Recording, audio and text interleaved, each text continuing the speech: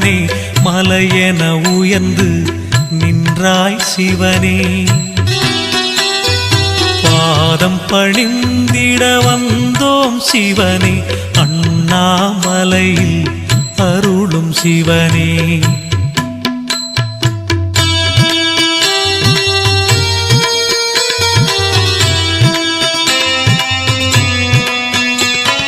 காயன எங்களை காத்திடும் சிவனே தாண்டவமாடும் தலைவன் சிவனே நோயினை தீர்க்கும்